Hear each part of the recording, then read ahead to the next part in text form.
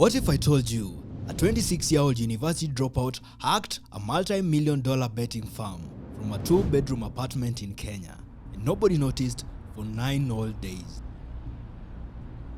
What if I told you the entire heist was executed without a single line of code hitting the betting site itself? No balaclava, no getaway car, just a laptop, a router, and a mind sharp enough to slip past the digital firewalls that were supposed to be unbreakable. 11.4 million shillings gone, evaporated, one man versus an entire financial ecosystem. This is not just a story about theft, it's a story about systems, about blind trust, about how our most secure platforms, our banks, our betting farms can be infiltrated not by foes but by understanding them better than their own engineers. This is a true story of a gifted Kenyan hacker who exploited the cracks in the billion-shilling industry without ever touching the front door. Some call him criminal, others a genius. But one thing is clear, it is deeper than you think.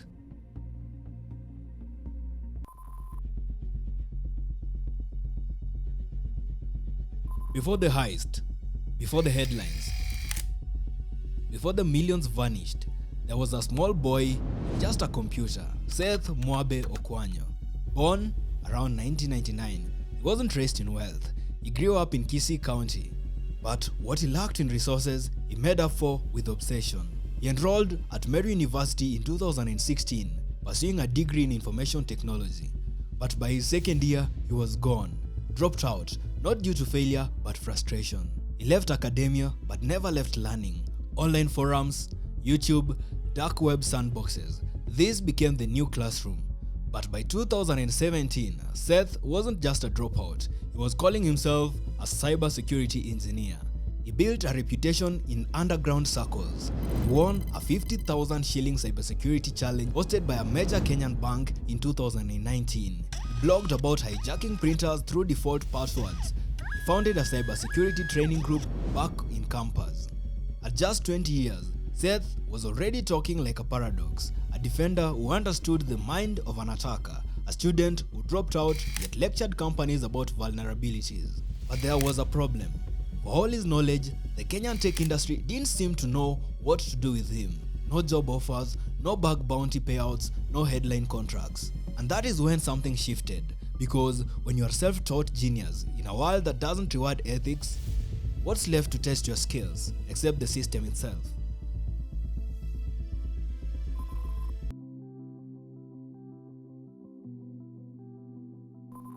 July 16th, 2025, the time just after 2 a.m., a betting firm's payment processor was quietly bleeding. 11.4 million Kenya shillings siphoned out in just 38 transfers. Each one neat, silent, precise. Not a single security alert triggered. The company didn't even notice until it was gone. It wasn't a brute force attack. It wasn't phishing. It wasn't some Hollywood-style password hack. No, this was smarter, cleaner. This was surgical. You see, Seth didn't touch the betting platform directly. That would have been messy. No, he went deeper. Instead of hacking the betting company, he hacked the pipeline. The quiet intermediary between the bet and the bank. A payment service provider called AfriSend Money Transfer Limited. Think of it like robbing a casino by hijacking the armed truck that carries the winnings. Seth allegedly discovered a flaw in the way AfriSend's system interacted with PesaLink, Kenya's real-time interbank transfer system. Using admin-level access, or what tech gurus called a carefully crafted API exploit, it triggered a series of transfers from an account at Diamond Trust Bank. And because the breach bypassed AfriSend's internal monitoring dashboard, no alarms went off. But here's where it gets even more shameless. Investigators believe Seth planted a Telegram bot disguised as a routine security tool and tricked an insider at the PSP into running it. That's the payment service provider that handles back-end money transfer for betting sites. What they thought was a safety test was actually a black door. He didn't break in, he was let in. And once the door was open, it took him mere minutes to empty the vault. And then, nothing. No getaway car, no alarms, no missing servers, just another quiet day in Nairobi. A cybercrime had occurred, and no one even knew it yet. By the end of the week, Seth was back in his Tattoo City apartment, allegedly counting cash with a machine, and the betting company still hadn't noticed.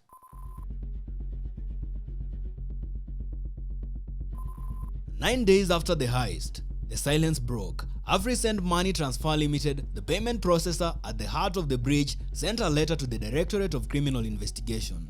It was the beginning of a cyber manhunt, and the digital trail, it all led back to one apartment. For weeks, Kenya's Banking Fraud Investigations Unit traced every detail. Led by Abraham Mugambi, the DCI's top financial sleuth, a small cybercrime task force followed a spiderweb of Pesalink transactions and Telegram bot activity, all pointing to a quiet, rented apartment on the edge of Nairobi. The name linked to the devices? Seth Mwabe. Saturday afternoon, a 2-bedroom apartment. Detectives arrive. They knock, no answer.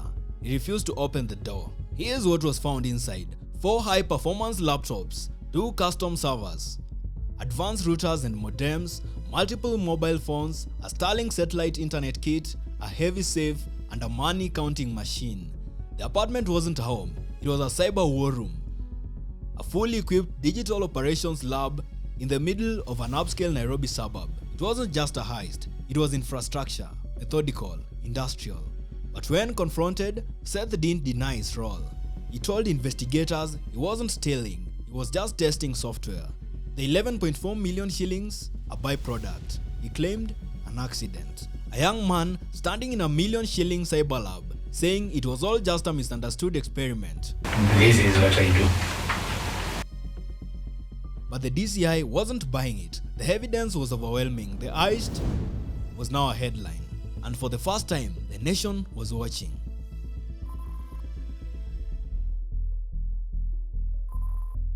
September 1st, 2025, Nairobi's Milimani Law Courts. 2 days after his arrest, Seth Mwabe stood before the judge, accused of masterminding one of the boldest cyber heists in Kenyan history.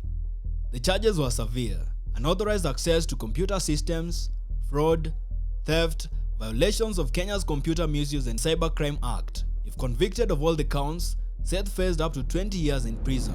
Chief Inspector Julius Cheriot, the investigative officer, asked the court to deny bail. He claimed they needed 20 more days to trace the money, analyze Telegram bots, even request data from Starlink servers overseas. Cheriot even called him a flight risk. He warned that the web of heist extended far beyond what was visible. But Seth's lawyers fired back. They argued he was no criminal, just a misunderstood tech guru. "I did not steal, I was only testing software I'd developed. The money unexpectedly appeared in my account." In a moment that shocked even the courtroom, Seth said, "You can take my money, just let me get back to my life." After 2 days of deliberation, Magistrate Ekubi delivered his verdict. Seth Mwabe was granted bail, 100,000 Kenya shillings bond or a 500,000 Kenya shillings cash bail, 3 contact guarantors, weekly checkings with the police. Within hours, the family paid the cash. Seth Mwabe walked free. But outside the courtroom, a different trial was taking place. The court of public opinion. Hire him, don't jail him. The FBI would have given him a job. This is why the youth are discouraged. In Kisii County, Seth's village elders welcomed him like a returning hero. Prayers were held. Some called him a digital prophet, but to detectives, he was still suspect number 1 in an ongoing international investigation. Because behind Seth's calm smile lay a mountain of unanswered questions. Where was the money? Were there accomplices? And what exactly had been found in his servers?